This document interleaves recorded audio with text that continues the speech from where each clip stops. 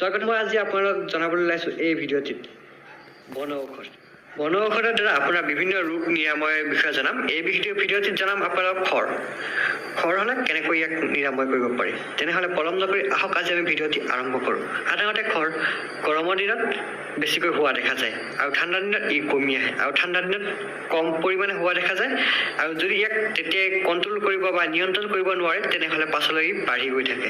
গতিকে আজিকালি এইবোৰ বেছিকৈ হোৱা দেখা হৈছে বিভিন্ন পৰিৱেশৰ কাৰণে। পৰিৱেশ প্ৰদূষিত হোৱাৰ ফলত এই ৰোগ বেছিকৈ দেখা হৈছে।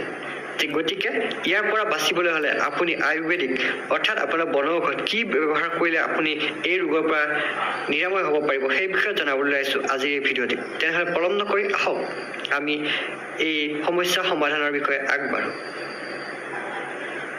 বন্ধুসকল, অপৰিষ্কাৰ কাপোৰ, তিতা কাপোৰ বা লেতেৰা হৈ থাকিলে বিভিন্ন ছালৰ ৰোগ হোৱা ব্যক্তিৰ সংস্পৰ্শলৈ আহিলে এই ৰোগসমূহ দেখা যায়।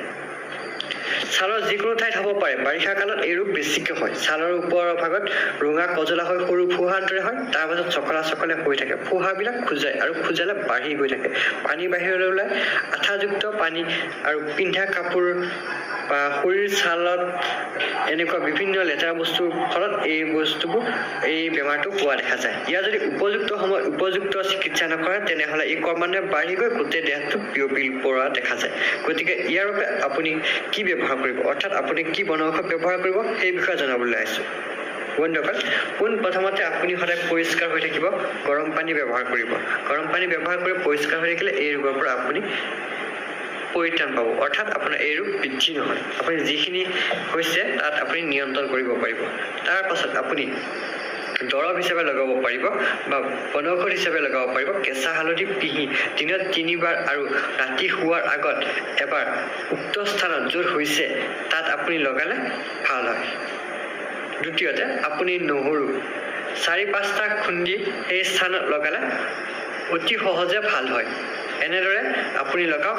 আপোনাৰ ঘূৰণীয়া হৈ বাঢ়ি যোৱা দেহৰ বিভিন্ন ঠাইত হোৱা বা আপোনাৰ য'তেই হৈছে কিয় আপুনি 4-5টা নহৰু খুন্দি যদি উক্ত স্থানত লগাই দিয়ে তেনেহ'লে আপোনাৰ অতি কম সময়ৰ ভিতৰত সেই বীজাণুটো মৃত্যু মুখত বা ধ্বংস হ'ব আৰু ধ্বংস হ'লে আপুনি তাৰ পৰা বাচিব পাৰিব। 3 নম্বৰতে আপুনি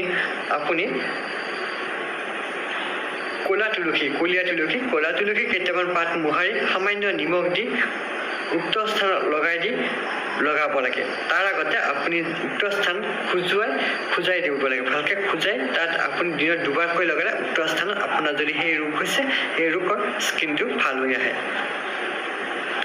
তাৰপিছত আপুনি ক'লা তুলসী পাত কেইটামান খুন্দি তাত অলপ নিমখ দি উক্ত স্থানত লগালে আপোনাৰ ভাল হোৱা দেখা যায়। যদি আপোনাৰ এনে ৰোগ হৈছে তেনেহ'লে আপুনি কি খাদ্য খাব নালাগে। বন্ধুসকল, এনেহ'লে আপোনালোকে বেঙেনা, বিজলুৱা বস্তু, বৰা চাউল আদি খোৱাৰ পৰা দূৰত থাকিব লাগে। এনে বস্তু খালে আপোনাৰ ৰোগ হোৱা দেখা যায়। আৰু তাৰ পাছত আপোনালোকে খাব লাগে যিকোনো তিতা ধৰণৰ দ্ৰব্য।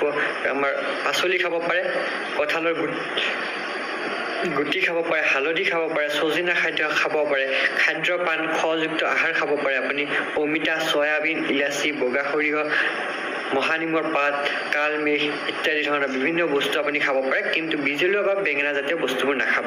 এইবোৰ খালে আপোনাৰ বৃদ্ধি হোৱা দেখা যায়। তেনেহ'লে আজি এই ভিডিঅ'টি ইমানতে এৰিছোঁ আৰু বিভিন্ন ধৰণৰ এই ৰোগৰে বিভিন্ন উপায় আপোনালোকক জনাই আহিছোঁ। আপুনি অন্য এটা ভিডিঅ'ত সেই ভিডিঅ'টো চাব পাৰিব। তেনেহ'লে পলম নকৰি নমস্কাৰ।